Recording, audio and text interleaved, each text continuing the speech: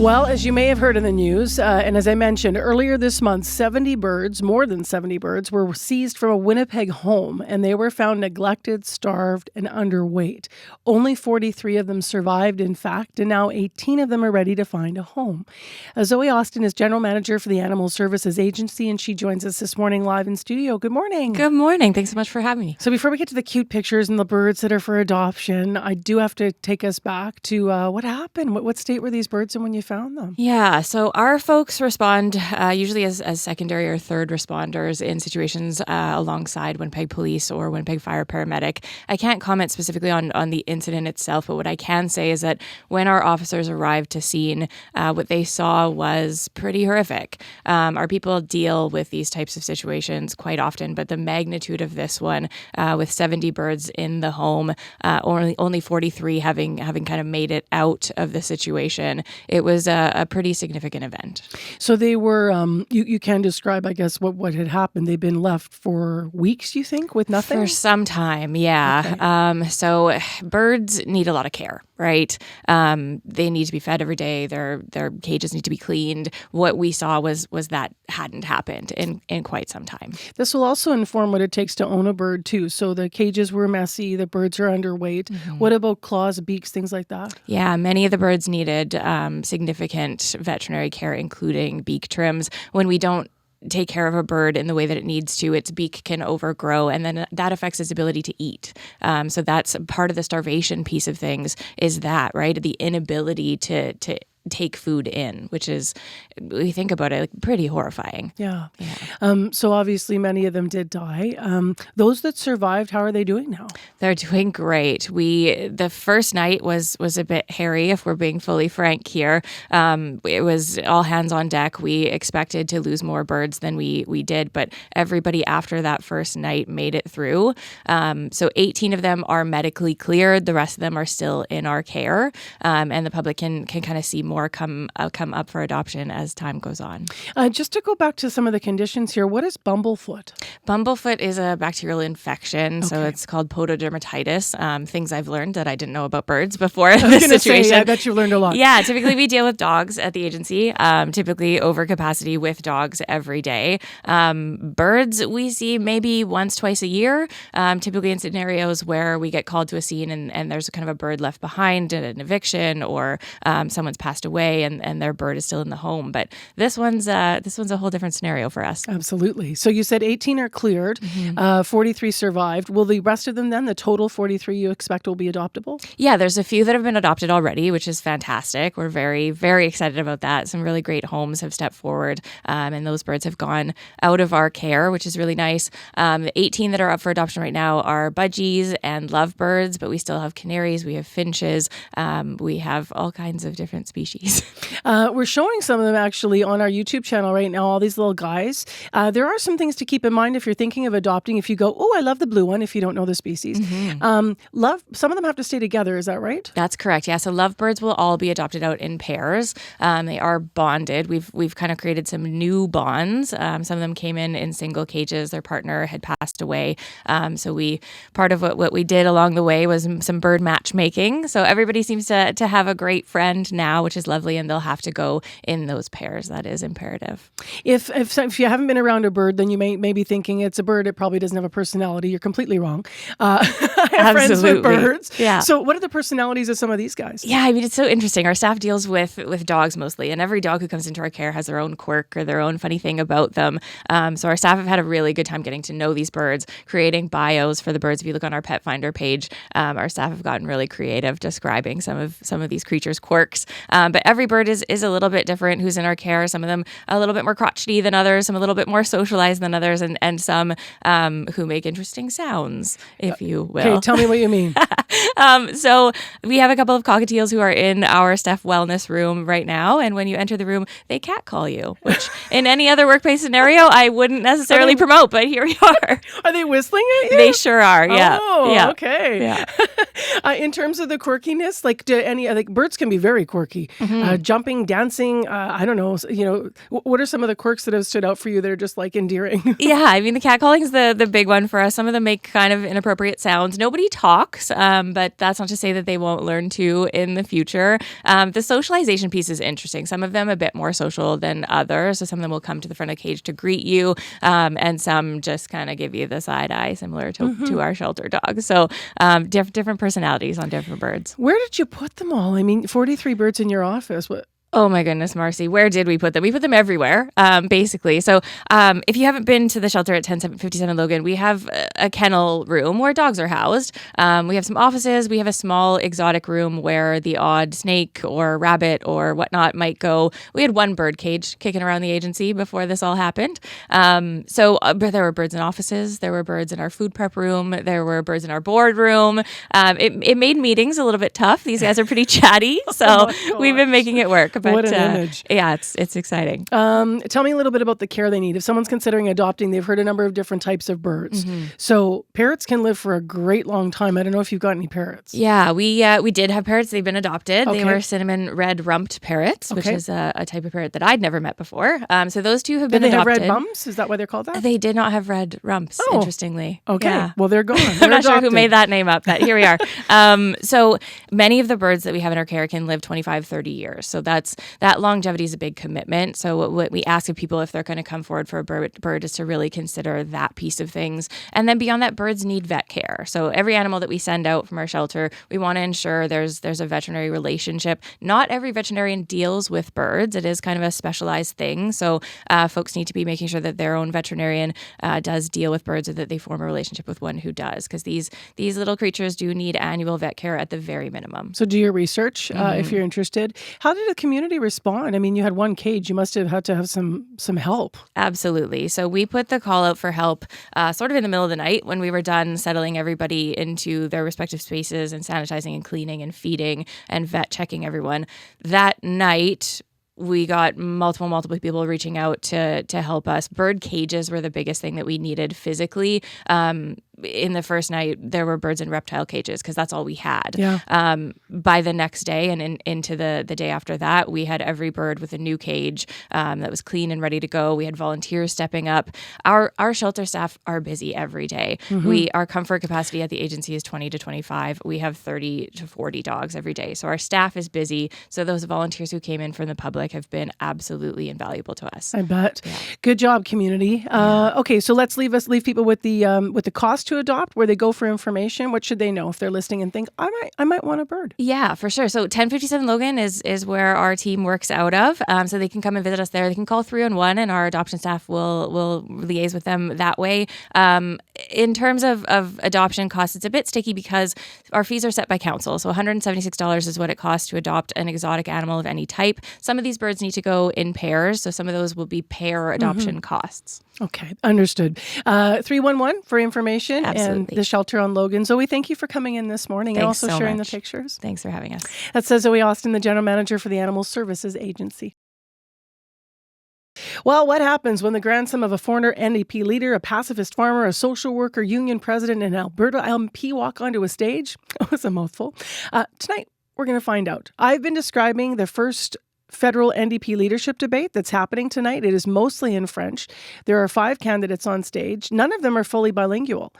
To talk about how the next leader could revive the party and what's going to happen tonight, David McRain joined us at 6 o'clock. He's a professor of political studies in University of Saskatchewan. He's also a former provincial NDP candidate.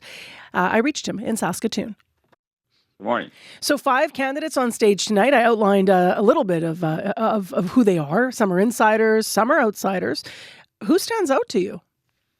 I think there's really 3 front runners in this race. Heather McPherson, who is an MP from Alberta, Edmonton, Strathcona, quite established as somebody in the party. Also, there's the Avi Lewis, who's the son of a former NDP leader, quite well known in the party, and somebody who's a bit of an outsider as opposed to insider, Rob Ashton, who's a Labour leader from Vancouver, who's really brought a lot of energy into the race and talked a lot about the war on the working class and things like that. That is, raised his profile, and I think also is somewhat of a front runner in the race. I mentioned that this is a French language debate, but no one's fully bilingual. How big of a problem is that going to be for the candidates in the party potentially? Well, I think it's a big problem for the party and kind of embarrassing. The party's trying to win back voters in Quebec and trying to get back to that orange wave that swept over Quebec in 2011. This doesn't look like a very serious operation to some Francophone living in Quebec. For the candidates, it's not as big of a deal. They're really focused on members, and the members of the NDP are mostly in Western Canada these days, across the four Western provinces, and mostly don't speak French. So the candidates are really going to try to hammer home their messages during the English portion of the debate, and during the French portion of the debate, I guess they'll just struggle through it. In terms of the overall party, what are these candidates' plans to rebuild it? Obviously, it's whittled down now just to 7 seats. Yeah, I mean, it's a fight for relevance for the NDP. They have to start winning seats across the country. So there's going to be lots of issues coming up. I think there's always an issue between do you prioritize the environment or the economy. That's something that's going to be tough for them to navigate. Fundraising is absolutely huge. The party's essentially broke. It needs to fundraise more. Targeting the seats that it can possibly get back. Those could be in Winnipeg. Those could be in some other Western Canadian cities, maybe in certain parts of Ontario, but trying to figure out which seats actually the party has a shot at. And then finally, even more to add more complexity to it, how are you going to deal with the Liberals?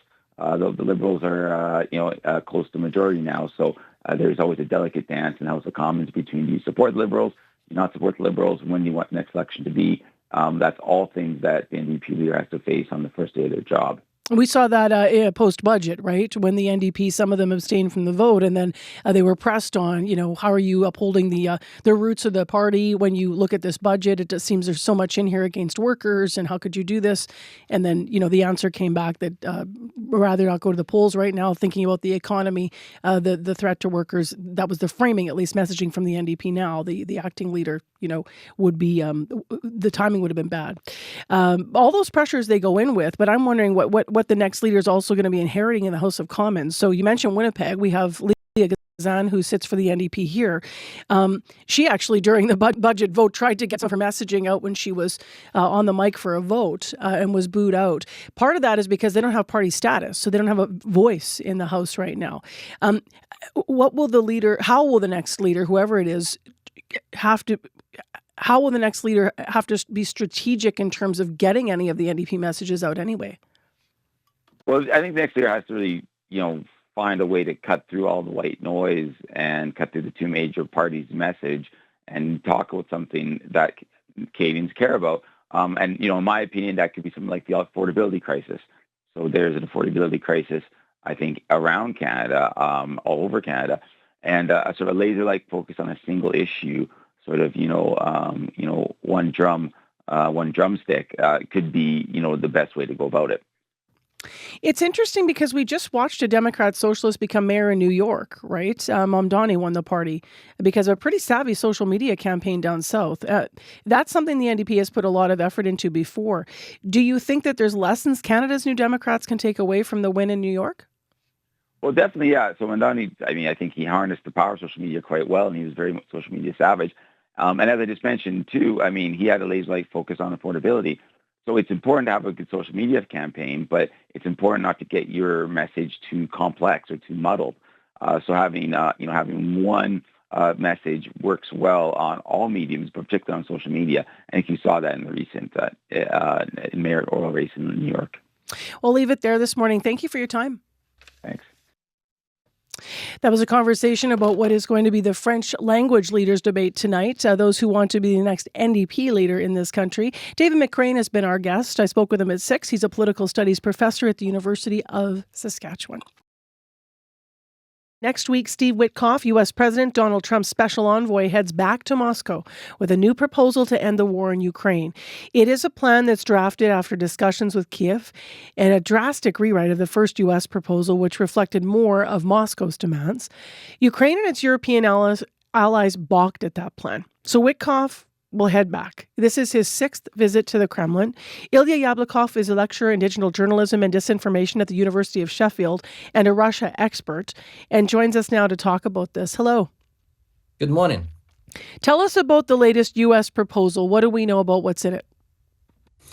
Well, we don't know much. Really, we got some various leaks to the press. Some say it's going to be 19 conditions, and other sources say it's going to be 22 conditions. Just before that, a live stream, I read that Politico has an insight into what Marco Rubio says about the agreement, and it seems like United States are very much intended to push Ukraine to sign the deal with Russia without signing any formal security guarantees to Ukraine. That is actually quite a scary development, because if Ukraine, let's say, agrees to the terms presented by Steve Witkoff in Washington and in the Kremlin, but US will drop its, for example, intelligence support and satellite support to Ukraine, that would mean that Ukraine will be staying almost alone with European partners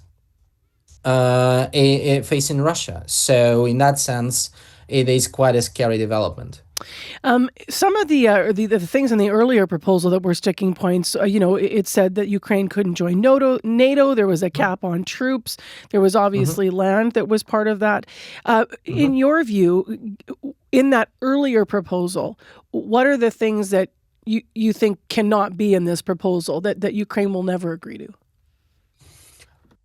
Well, it's really hard to say what Ukraine is not going to agree now. I think Zelensky and his elite are very much close to the point where they're going to sign whatever Washington is going to propose, because there is a massive corruption crisis inside Ukraine that unleashed 2 weeks ago.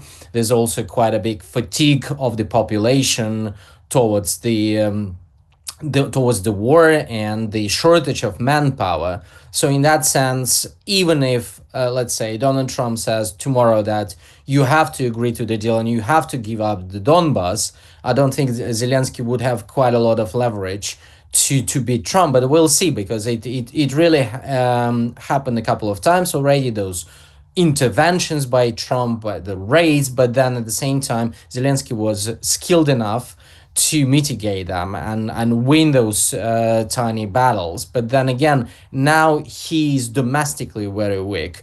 And on the foreign policy level, he's also experienced quite a big pressure. And we see that probably Moscow is also showing to Washington its willingness to sign the deal. So it all is a pleaser to Trump. So he, again, I'm just speculating here. I don't know the guy personally, but I would say that he just senses that it's a chance to finally sign something and just forget about the issue. Whatever he wants to do with that, he's not going to take care of Ukraine at all. So he just wants to sign some sort of document and go ahead. To what extent is there momentum in the process right now? I think we are close to some sort of a agreement, as I mentioned before.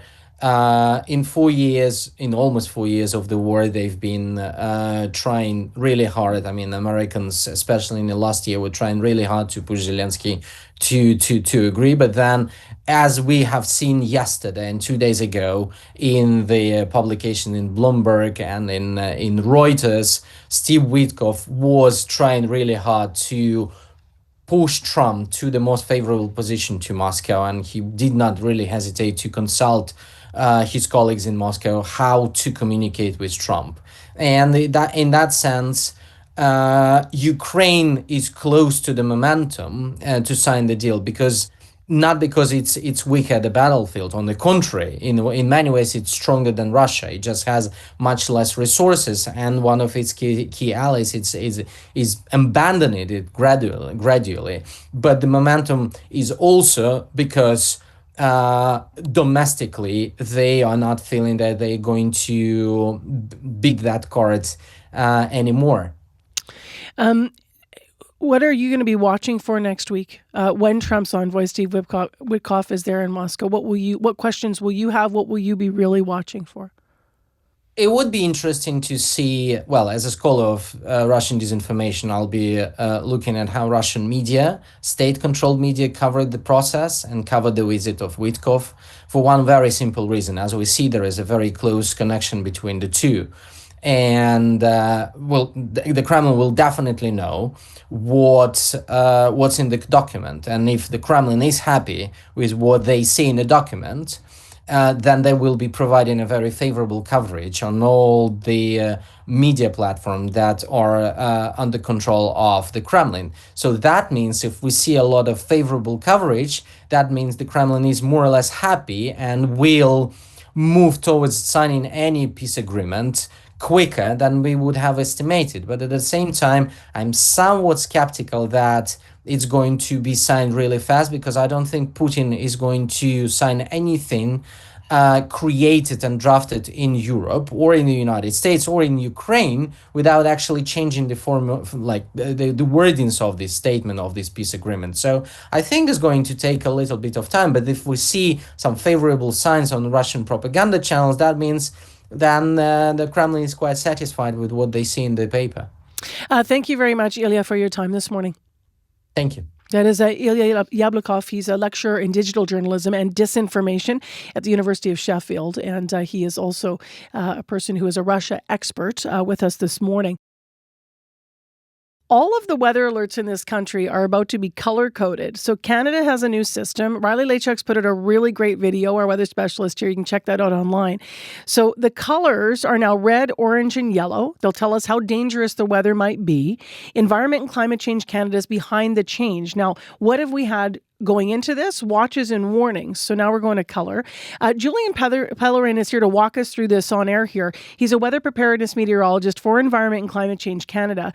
And we've reached them to learn more about it. Good morning. Good morning. Okay, so before we talk about where we're going, Julian, we need to know where we're coming from. So the old weather system was pretty simple.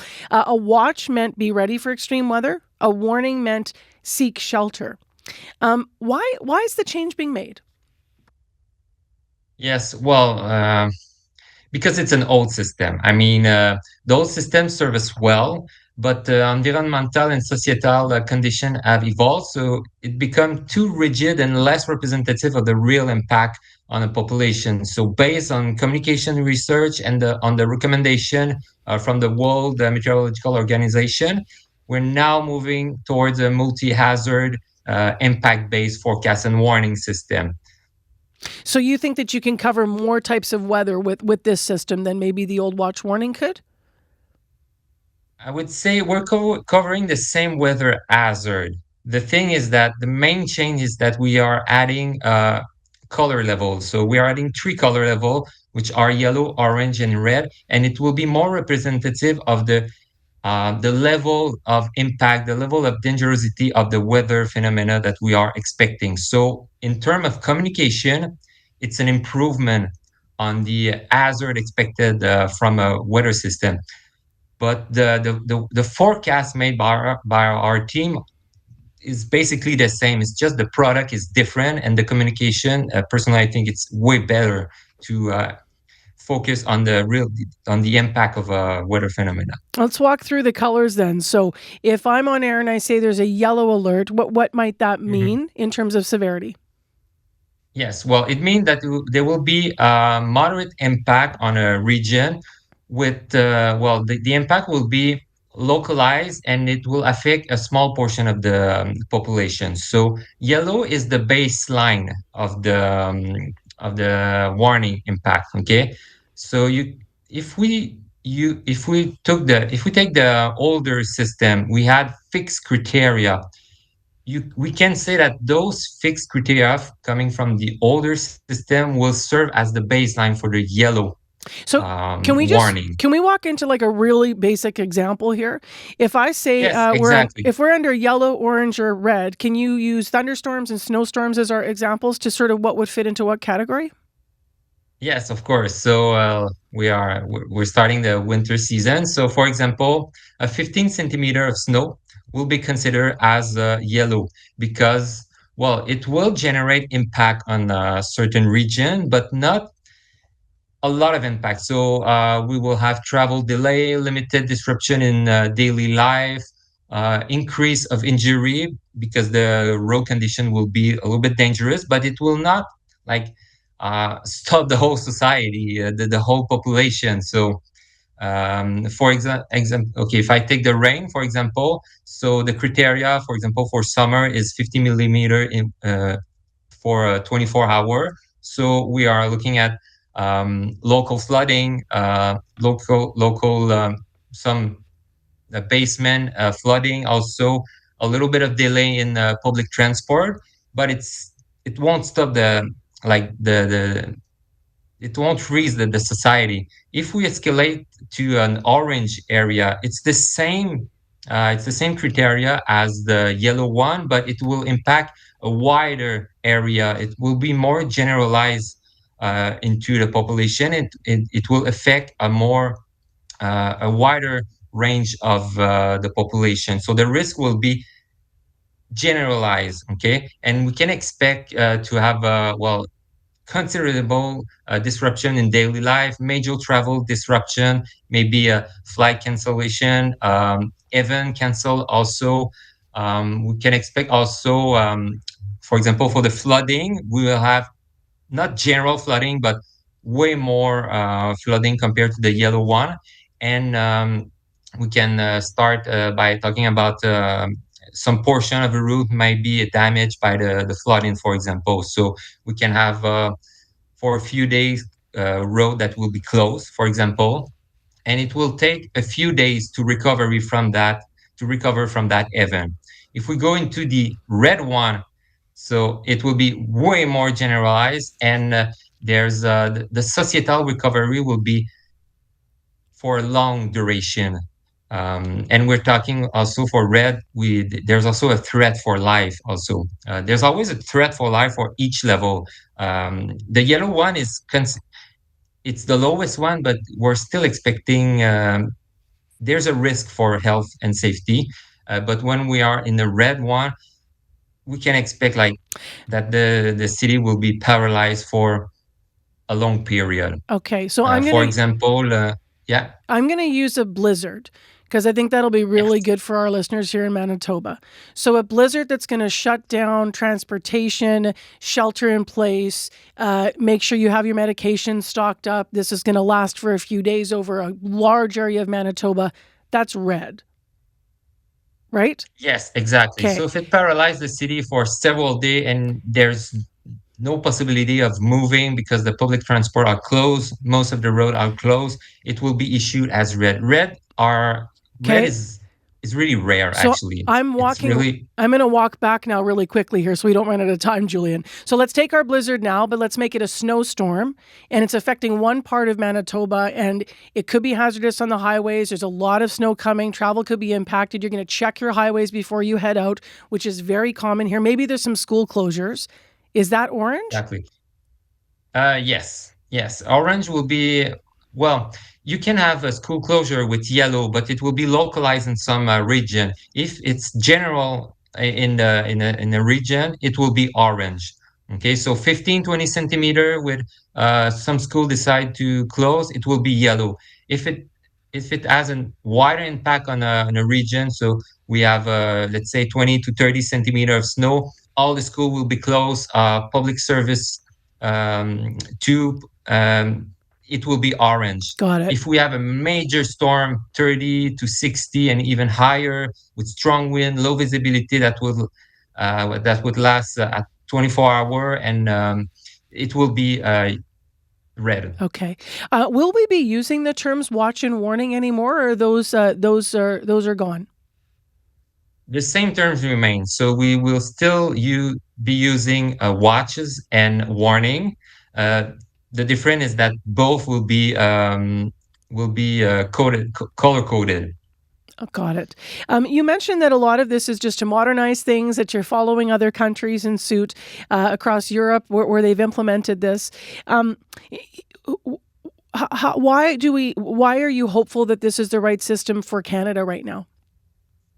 Well, it's based on study, and it's also a recommendation from the World Meteorological Organization. And we look at other countries, and in terms of communication, it's proved that it's efficient to communicate the hazard of the weather. So we're pretty confident that the system will be well received, and it's basically made to improve the communication risk with the population.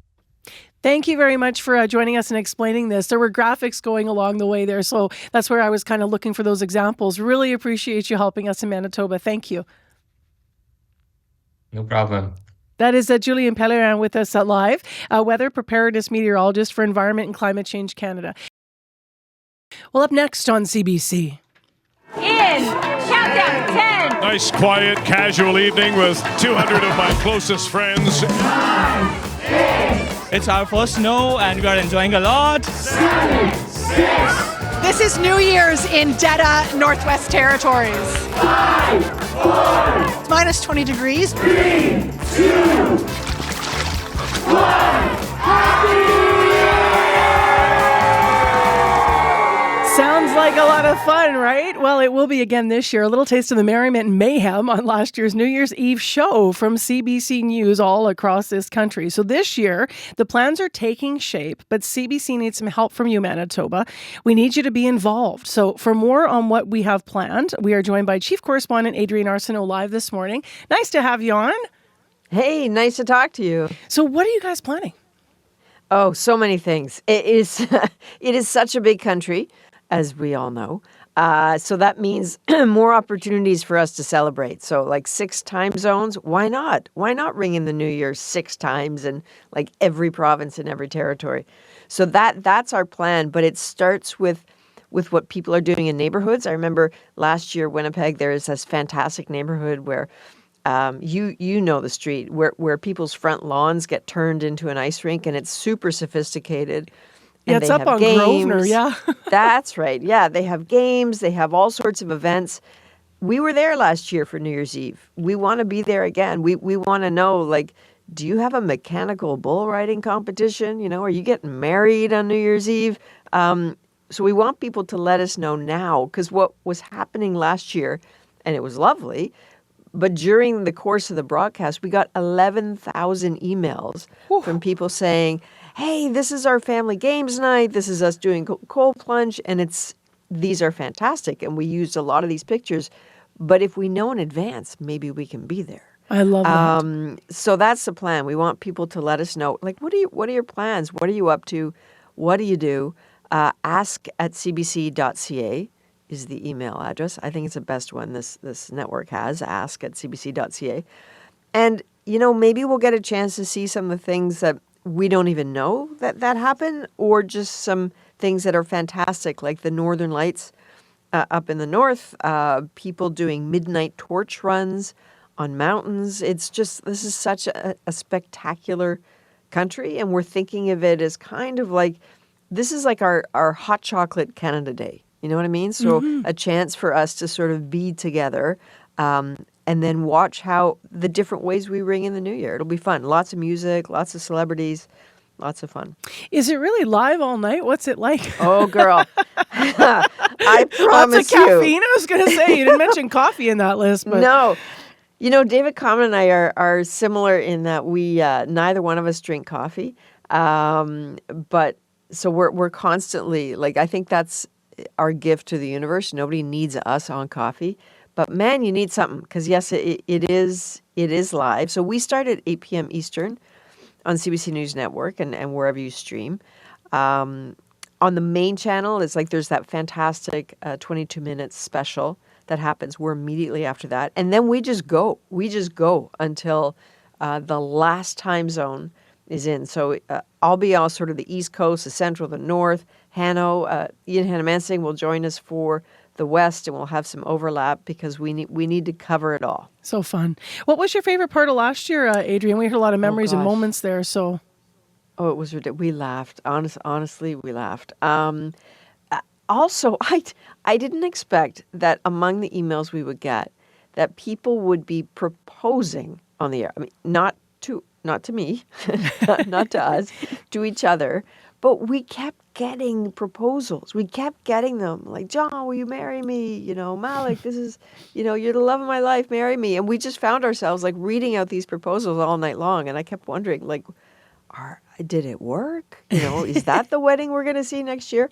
I love that. We had she and Desjardins and PEI was at a Chinese restaurant in Charlottetown, where the tradition there is like everybody just orders from this restaurant and then just goes home and hangs out. So we were in the kitchen in this restaurant, and it was like madness. And then we thought, okay, you know what? We're going to order food from a restaurant here to the set as well. So we ordered like some, chicken balls. I did anyway with that like electric red sauce. And just sort of hung out with that. It was really, you know what? It was really gentle. It was really fun. It was no disrespect to my American colleagues and the New York Times dropping the ball. I've seen it. I've been there. It's fun. But this was like so Canadian, and it was so gentle, and it was funny, and people were kind, and so we're just doing that amped up. Feels this like year. us. Lots more music. Yeah, it's us. It's us.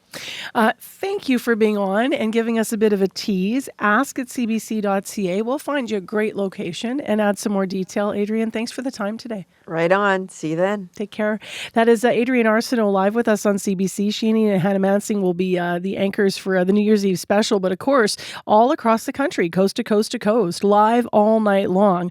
I can confirm that CBC Manitoba's Chloe Friesen is going to be your host on New Year's Eve here. So where should Chloe be broadcasting from? Come on, Manitoba. We've got a beautiful province, so many places, but we need to do a bit of planning here. So don't be one of those people that last minute says, it would be awesome to have CBC here at our event. Whether big or small, what are you doing? Is it active? Is it beautiful? Is it outside, inside? Is it a Manitoba social? Are you getting married that night? Would you be willing to have the cameras in your space or at your place? Let us know and make a pitch to ask@cbc.ca if you're doing something fun. Also, email anyway, because as Adrienne said, with 11,000 emails coming in all night, they're going to be sharing the stories coast to coast to coast. But right now, we really are looking for that awesome location that's going to show off Manitoba and all of what we are here in our province and who we are here in our province. So if you want to be involved and you want CBC there, ask@cbc.ca. We continue our series about road safety in the city of Winnipeg. We have been gathering a number of different perspectives about what it means to be safe and why it's critical that we do better. One family in our city is grieving the loss of their loved one. John Kopchuk was 68 years old. He died on November 15th. This is barely 2 weeks ago here. He was struck by a Dodge Ram pickup truck near the intersection of Selkirk and Salter. He was one of 9 pedestrians killed in our city this year, according to Winnipeg police. Kathleen Kopchuk is John's daughter. She wrote to CBC and said she wanted to share with us her thoughts on road safety. I spoke with her yesterday about what happened and also what concerns her about the state of pedestrian safety in Winnipeg. Hi, Kathleen. I'm so sorry for your loss. Hey, I appreciate the condolence. Tell me why you wanted to speak out today, or rather tell the listeners, because off air you said you're thinking about your father. Well, mostly I wanted to speak out, not just on behalf of my father, but on behalf of all the traffic and the safety and just people, the pedestrians, the kids. It's been a lot, and it's taken a deep toll on, my family, the community. Before I ask you a little bit more about pedestrian safety, I want to ask about your dad, John. What was he like? My dad, he was many things, and he'll be remembered for his strength and his love for his family and the way he can make people feel supported, because he had passion. He had a passion for motorcycles and classic rock, and those things were part of who he was. He loved his granddaughter very much, and she meant the world to him. Their bond was something really special. He was an old soul who showed tough love, and it always came from a place of caring. People who knew him, they would understand that about him. And it was sudden, and it was a heartbreaking loss that we're still processing. And I appreciate the community support during this heart-wrenching time for my family and I. How old is his granddaughter? She's 9 years old. 9. I heard your dad was a bit of a collector. Was that the motorcycles or something else? He was a collector of many things. He collected anything from old comics to old cards to jewelry to just the most, like old school Disney things that they're just one of a kind. Like only 25 of them were made or something. I also heard he liked to barbecue, maybe, or attend barbecues. We love to throw on a good barbecue for the community and everyone around him. Everybody always knew that my dad was the place to go if you were hungry. Like me, I grew up in Marymount as well, and some of the girls in Marymount, it was nice to see that my dad reached out because he knew that some of the girls there didn't have families to come to them and visit, or so he didn't want them to feel left out. So when he come to visit me, he would bring things for all the other girls to make them feel special. Gosh. And that's just the kind of guy he was. Yeah. Sorry. No, don't be sorry. Don't be. I was just going to say that speaks so much about his character as you're talking about him. It's not just a loss for your family. This is a loss of a person who cared about others in community. And with that example, that's clear. Sorry.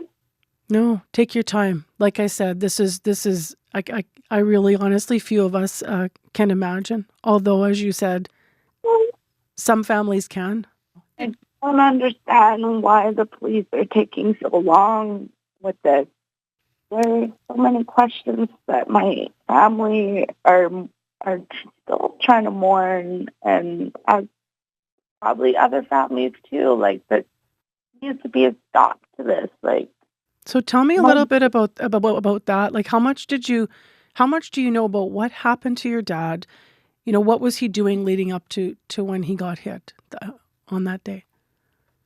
My dad, from what I gather, he was having a great day, and he was on his way to the pawn shop to make payments on a pendant for his wife, and he got out of the car. I still don't know the whole details because it's still under investigation, but apparently Chachi's has no surveillance. The stores, nobody has no surveillance. So you're understanding Chachi's as the pawn shop. Obviously, people will recognize that from Salter and Selkirk on that corner over the bridge there. Yeah. He was in a car on the way there, and then the car stopped, and did he get out to cross the street or something? He got out to cross the street, yeah. So you're waiting for these answers around the investigation. How has it impacted your family overall? I mean, learning this, I can't imagine the shock. I mean, it's devastating, obviously, and everybody deals with grief in their own ways. So there are many different shapes and forms and the way it comes. So, we're taking it day by day, I guess, and that's all we can do. Have you received, what information have you received from police and MPI up to this point? You said not much? As far as the police investigation goes.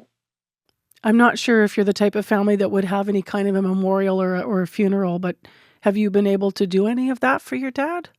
I wasn't able to because I haven't been able to figure anything out, but I guess reaching out to you guys made somebody call me yesterday. So apparently my dad's body is able to be released now when they were saying otherwise and different. And now my family is scrambling to figure out what to even do. Like, it wasn't a tragedy to already begin with, and I still don't even have all the answers.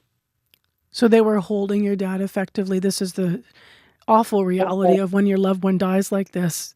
Part of the Part of an investigation for what? It was a crime. Like, how?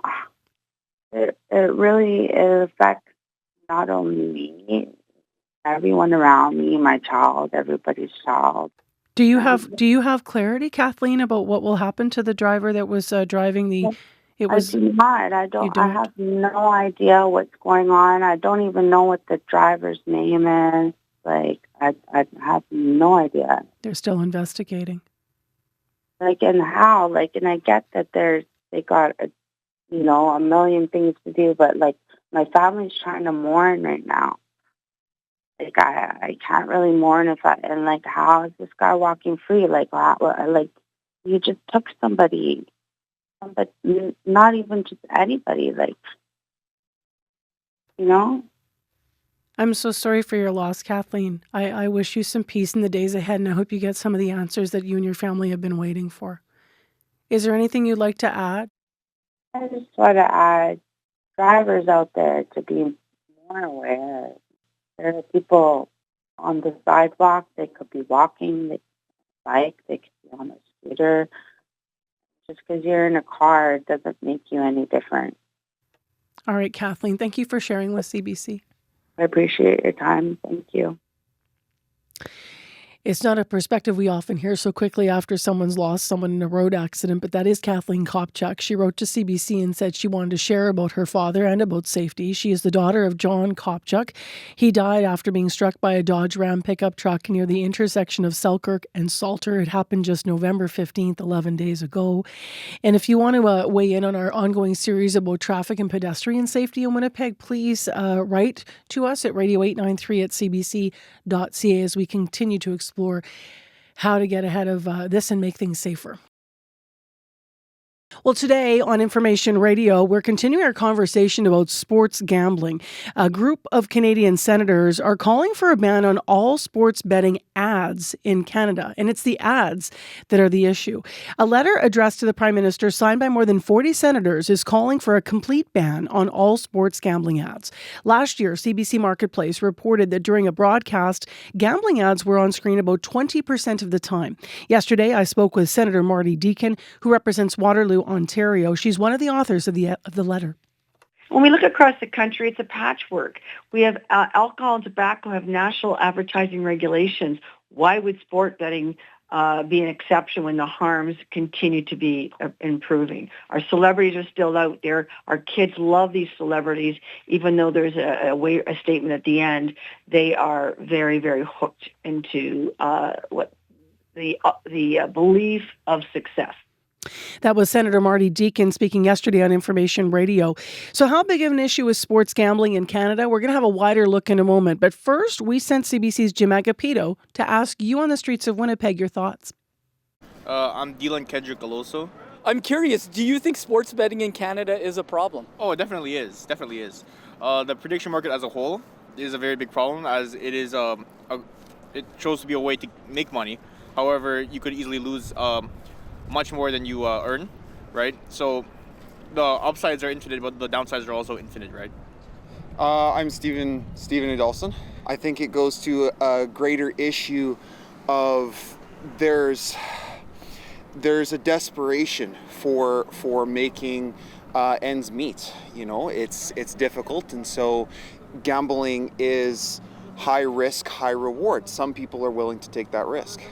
My name is Nathan Asafal.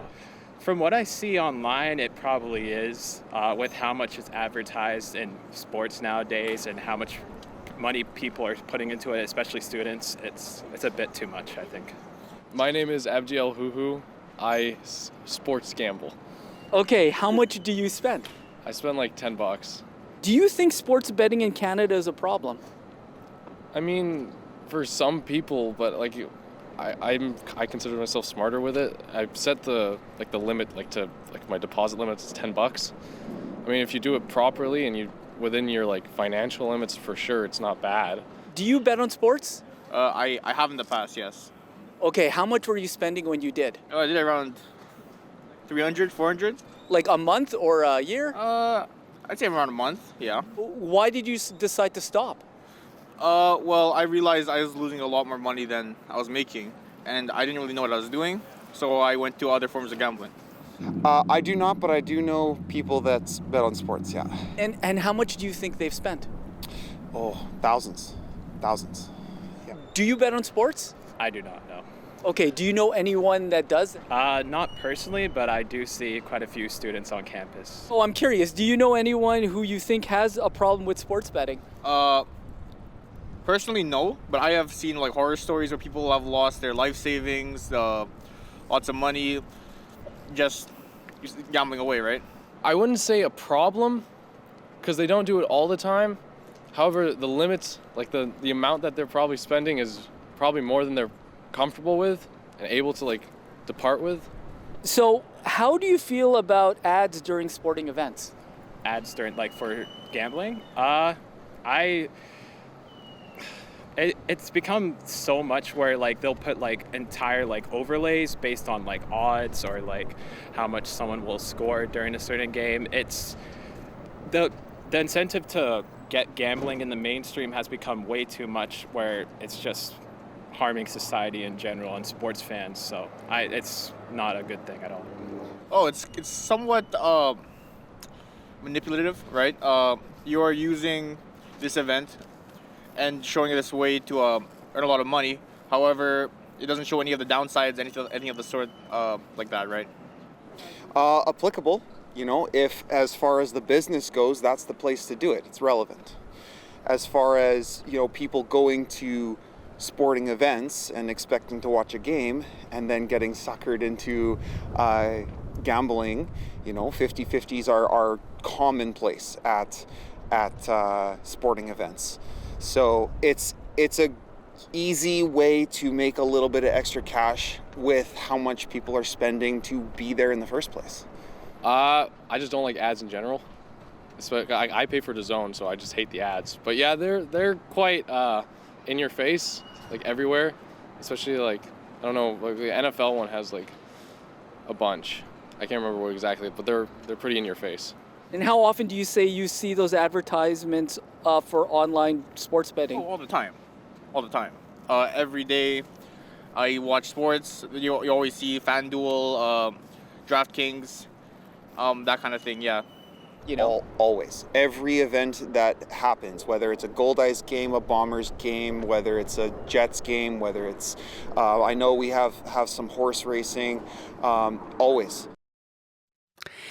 So that was CBC's Jim Agapito talking to us, some students out in the University of Manitoba campus there. Andrew Kim is our guest this morning, assistant professor in the Department of Psychology over at Toronto Metropolitan University and a Tier 2 Canada Research Chair in Addictions and Mental Health. He's been involved in gambling research for over 10 years. Good morning. Good morning. Lots to think about there, obviously, but why don't we start with this ban that the 40 senators are calling for? What are your thoughts on that? Yeah, I think it would be sort of on the extreme end of what other jurisdictions have done. I agree with the spirit of it. I do think something needs to be done in terms of regulating gambling advertisement, especially sports betting, whether that's a complete ban or some other regulations. I do think something does need to happen. I understand that you say that in your research over this decade that the research actually lags behind. Like these companies wouldn't be spending all this money if it wasn't, going to be for purpose and impact. Can you explain that? Yeah, so I mean, this is just the realities of academic research, is that it takes a long time to conduct really strong, robust research. From start to finish, it can take anywhere from a year to 2 years, right? But by then, things have already happened. So I got into this area because I'm a huge sports fan. I've noticed all the advertisements and I researched into what was happening, and I thought this is probably not going to have a positive impact on the well-being, increased gambling rates in Canada and Ontario. And that was 3 years ago. And now I'm starting to publish and show what the potential impacts that's having. But that's 3 years of advertisement. And what have you found around the rates increasing? Yeah, so there are signals in Ontario for sure. I'm part of a group that conducts a national study of gambling and problem gambling in Canada. We ran a study in 2018 prior to all the changes that have happened, and we've rerun the study this year. And what we're seeing is that sports betting across Canada has increased, but the increase has most sharply increased in Ontario, where we've opened up the iGaming markets. What is that market? Can you explain that? Yeah, sure. So in most provinces, and Manitoba is the same, which was kind of interesting to hear students saying, I see advertisements for FanDuel, DraftKings, which isn't legal in the province. So Ontario, rather than having the provincial operator, which would be Ontario OLG, it's now allowed these multi-billion-dollar companies to legally allow gambling here. So like BetMGM, DraftKings, Sportsnet. Mm-hmm. So rather than having one operator, you have at last count over 50. Let's talk about these ads themselves. Who are they targeting, and what's the impact on the population that's being targeted? Yeah, so if you look at the content of the advertisements, right, and especially on TV, it's that demographic. They're young men who watch sports, drink alcohol, and it's generally what we see in the research. If you're to ask me the who is the prototypical sports bettor or who's most likely to bet on sports, they're young men, highly educated, disposable income that drink alcohol and maybe impulsive. And that's who the advertisement, the content, that's who they're geared towards. The issue is sometimes is that the advertisements make sports betting look like so much fun, easy way to make money, and it's targeting people that may be a bit more vulnerable, right? So young adults who may not have their brains fully developed can make appropriate decisions and really makes it enticing. They really show the upsides of gambling without any of the downsides. I want to play actually just a little piece. This is a very short clip. This is the student we just heard from, Dylan Kedrick, Iloso. This is what he said about some of the ads that show up during sporting events. It's somewhat manipulative, right? You are using this event and showing it as a way to earn a lot of money. However, it doesn't show any of the downsides, anything of the sort like that, right? So it's interesting. What do you think of what he had to say there? Because he's got on one level an understanding it's manipulative and it's not showing the downsides. What's your sense of how this people might not understand how this can affect a person? Because we heard that other young person say, well, I think I'm smart about it. I can handle this. But there's categories of people that will be more affected, correct? Yeah, of course. So, for most people, sports betting isn't going to lead to harms or it's not going to lead to an addiction. But there are some people that it can and it will. And with all the changes that has happened, advertisements increasing, opening up the markets, yeah, we're seeing an increase. And the manipulation, that's a strong word. I think it's more exposure to advertisements. It's constant exposure. It's a reminder. It's a trigger for some.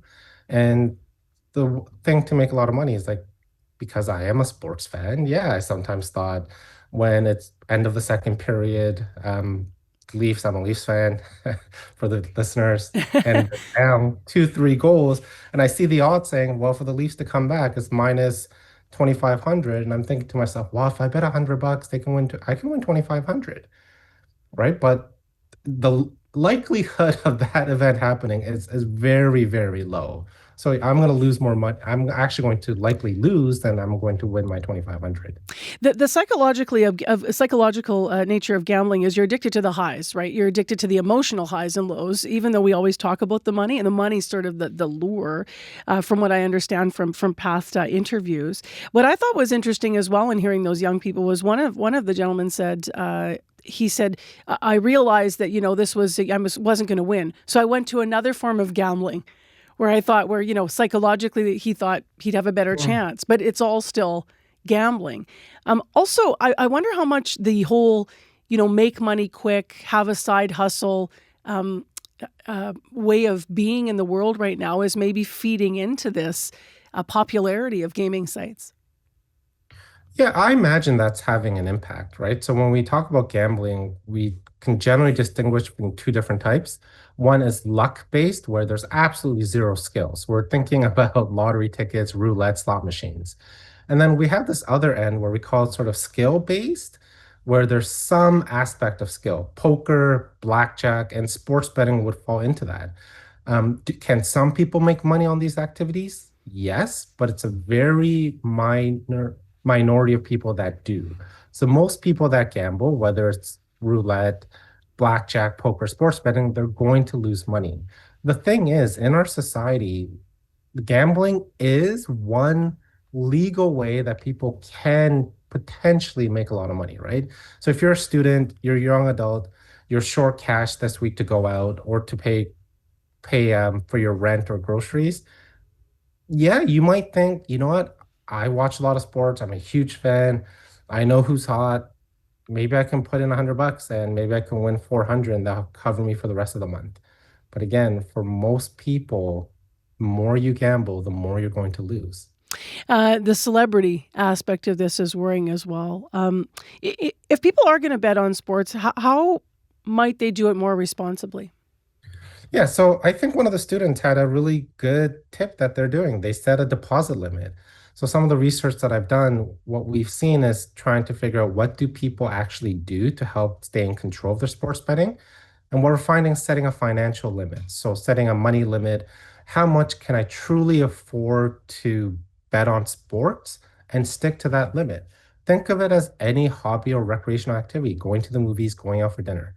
How much could I spend? Stick to that. That's one thing. Sports betting has evolved in terms of the number of different types and ways that you can bet on sports. And what we're also finding is that not all sports betting is equal in terms of risk. So there's something called in-play betting, where you can make theoretically hundreds of bets during a single game, not just on who's going to win, but a lot of events that can happen within a game. You like your example about the goal in third period. Exactly. Who's going to score the next goal? Who's going to take the next penalty? And what we're finding is that engaging in those type of bets, those in-play bets, has been associated with greater problems, greater amount of money spent. So if you're going to bet on sports, set a limit, make your bets before the game, and then put your phone away. Just enjoy the sport for what it is. What we're also finding is that if you drink alcohol and bet on sports, that's a high risk mix. You're going to spend more money, you're going to make more impulsive bets, and it's going to be leading to more harms. Andrew, Kim, thank you for all of this and good luck with your Leafs. Not betting on them, but just their season. And take care. Yeah, thanks for your time. well. Thank you for your time this morning on CBC. My pleasure.